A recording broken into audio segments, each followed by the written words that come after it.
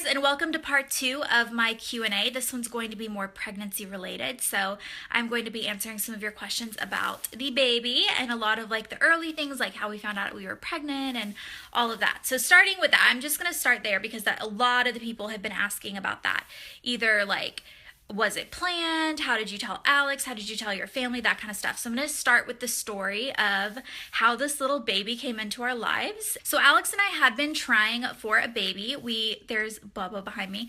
We had been trying for about 5 months before I got pregnant. And so it was definitely a planned baby. And I would say it was a super planned baby because we were actively charting and trying and kind of like trying to make it happen as soon as possible. We got baby fever and we wanted a baby right then. And 5 months, looking back on it, is nothing compared to what a lot of people go through, but it also felt like a really long time. Like I was like, why am I not pregnant yet? Because you try your whole life not to get pregnant, and then when you want to get pregnant, you're like, oh, this is harder than I thought it was. And so what happened was we actually had to evacuate Southern California for a fire. This was back in September or October, beginning of October maybe.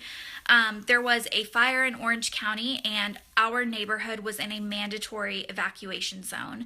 And we had actually planned on going to Tennessee just for a visit the following weekend. So we decided to just move the trip up. We thought if we have to leave town anyway, we might as well go to Tennessee now and just like push the trip a week earlier. And so little did I know that trip was when I conceived little baby boy, and I found out that I was pregnant like the night we got into Tennessee. That was when I took the pregnancy test, and I took it really early because I was just super excited to try it. I took it on 8 DPO, which is like the day before the very first day you should be able to test on like the 6 days sooner first response test.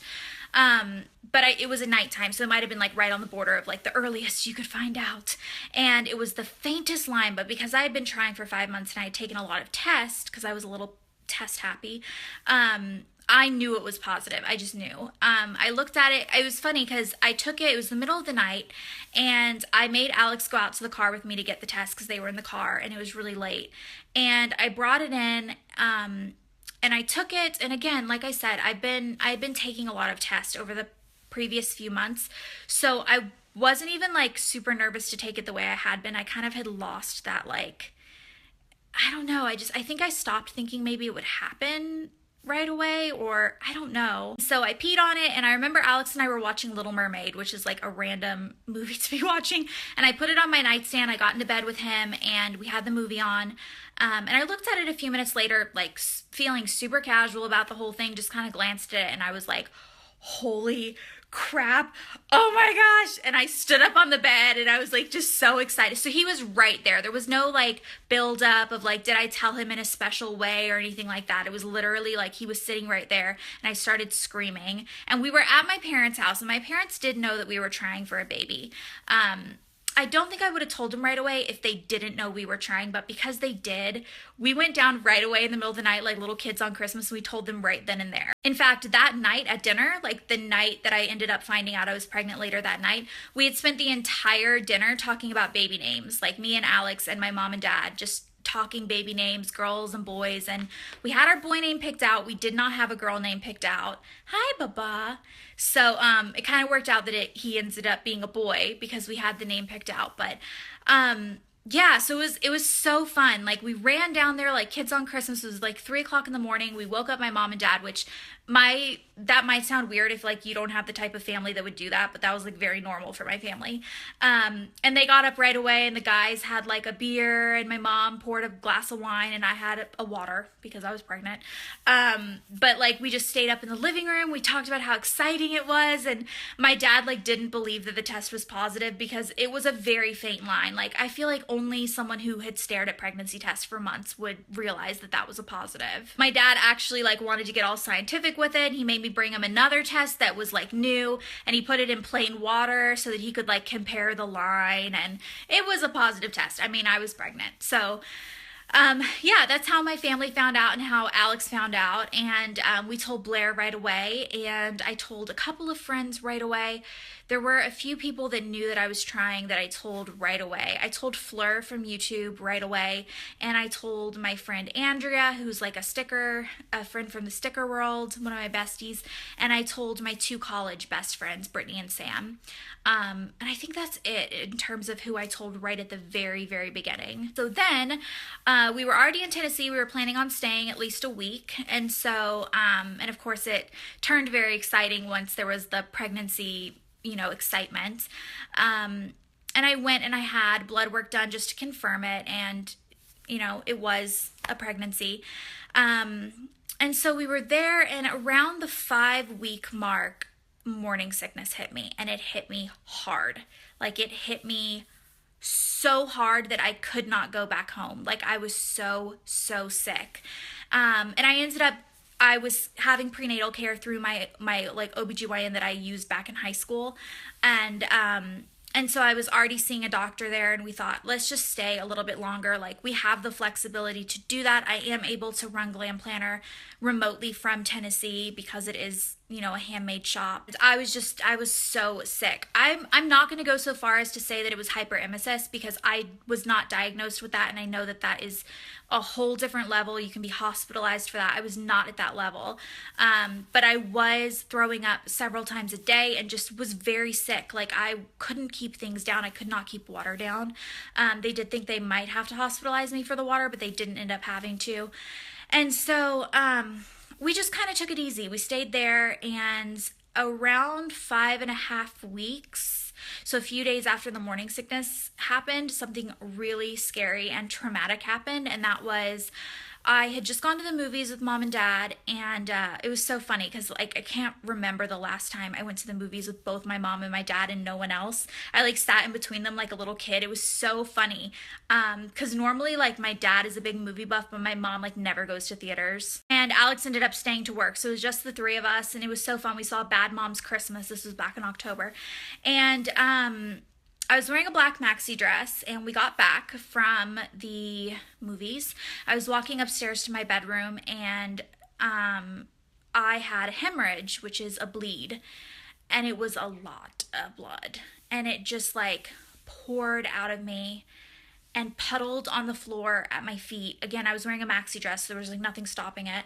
I mean, I did have underwear on, but yeah, it was a ton of blood. It was honestly like I had lost my water, but it was bloody. And I just knew I was miscarrying. Like, my heart fell and broke in that moment. I immediately, like, started screaming, and my mom and dad were right there. My dad's an OBGYN, by the way, so, like, he knows things about babies. And he told me, this happened on a Friday night, and he told me, the office with your doctor isn't open till Monday. We could go to the ER, but there's no reason to really go to the ER. If it's a miscarriage, it's just going to happen. Like, you can't stop a miscarriage when it's actively started. And so he put me on bed rest for the weekend with elevated legs. And I wasn't cramping or anything, which is a good sign. And I didn't bleed anymore after that, which again was a good sign. But of course, I had the worst weekend of my life. Like, I just was terrified. Alex was terrified. Like, I cried that whole weekend. I was just completely heartbroken. And we ended up going on Monday first thing, and we did an ultrasound, and there he was. He was alive, and his little heart was beating, and he was swimming around, and they could see where the hemorrhage was, but it was on the opposite side of my uterus from where he was implanted. And so they said that it's rare, but sometimes it happens and it doesn't cause a miscarriage. And here I am at 30 weeks and he's still in there. So he's my little miracle baby. But I mean, that was very scary. And so because of that, I was high risk during first trimester. I was put on extra progesterone and just watched very carefully because of that, because that's definitely not a normal thing. It does happen, but it is rare, and it could mean so many things. They really didn't know what had caused it, and that was a little bit worrying. And so because of that, we ended up staying in Tennessee until I was like 12 weeks pregnant maybe or something. This was around Christmas by the time we finally went back to LA. and announced officially that I was pregnant and all of that, because we just stayed in town. My doctor was there, and they were monitoring me pretty closely, and I just didn't want to risk anything. You know, I didn't want to go to LA and like have the bleed happen again. It was a very scary time. And on top of that, I was very sick. So on top of like the bleed and the fears of that, like I was just actively throwing up all the time. That experience, combined with the fact that I broke my back a couple of years ago, also in Tennessee, and the fact that my neurosurgeon is there and they're a little bit worried about how my spine is going to do during birth and also in later pregnancy, all of these things combined led me to the decision to give birth in Tennessee. That was another really commonly asked question.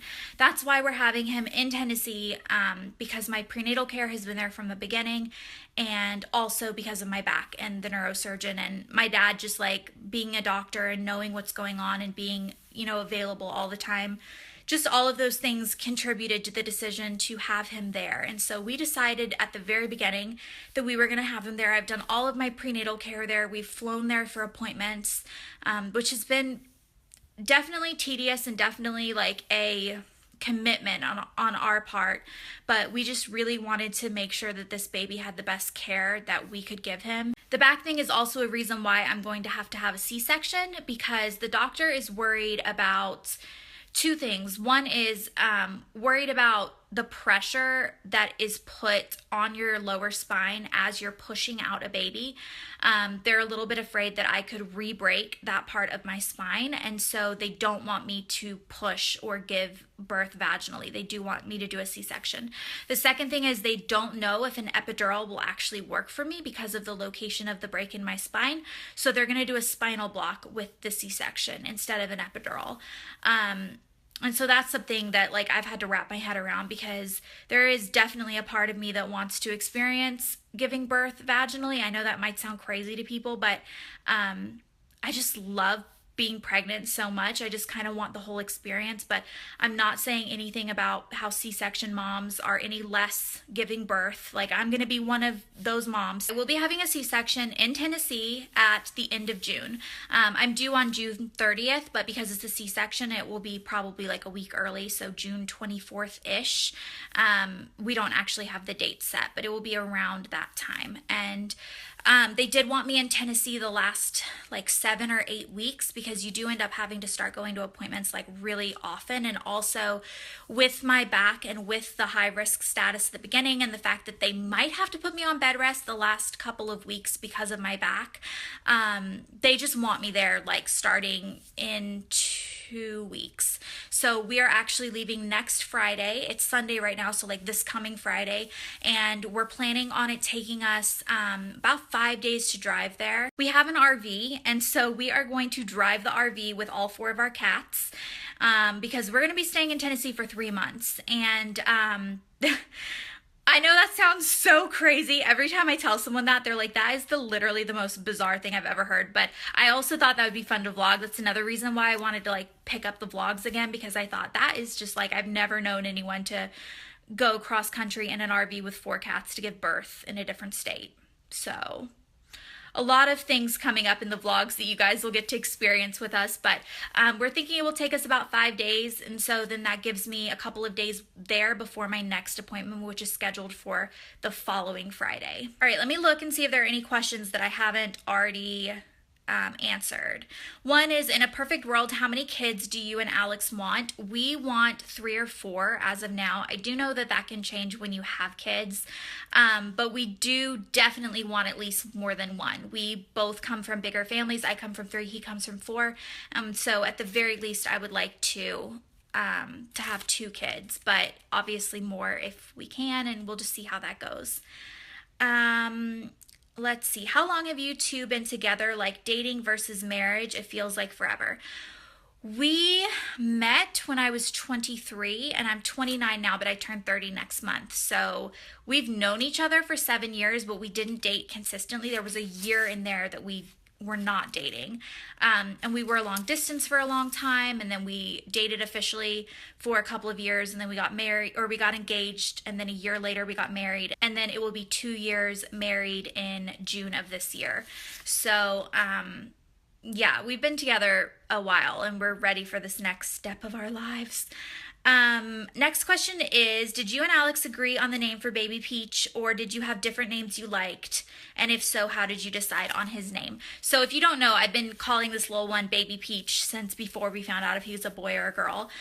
That's his little like in utero nickname is baby Peach, which is not his name. Like I said earlier, we did have the boy name picked out. We had it picked out before I even conceived this little one. And it just is a name that we both really liked, and it was very easy for us to decide on. We are going to announce it after he's born. But for girls, we had not agreed on a girl name, and we still don't know what we would have named him had he been a girl. So because he's not a girl, we never really like solidified the plan for a girl. So if we have a girl next, then we will kind of be at square one with baby names. But the boy name was very easy for us. Next question is, did you struggle with infertility at all? No, we didn't. I think they classify infertility if you take a year to get pregnant. Or I guess if you have to use anything to get pregnant that's not just naturally trying. It did take us 5 months, but we weren't on anything medically.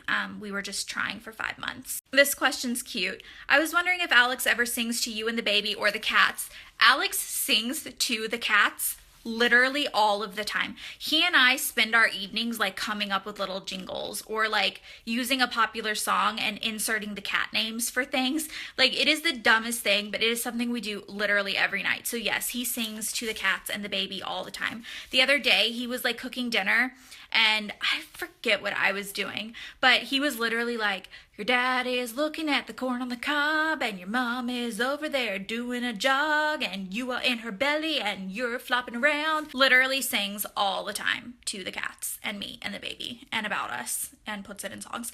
So anyway, yeah, I'm gonna call it an end for this video for now because I think it's gotten pretty long. And like I said in part 1 of my Q&A, I am going to do another Q&A later on after I post a couple of vlogs. So if there's anything that I like haven't addressed that is a really common question, I can kind of address it then. So yeah, I hope you guys enjoyed this video and my little like first trimester pregnancy update, and I will see you guys with my next one. Goodbye.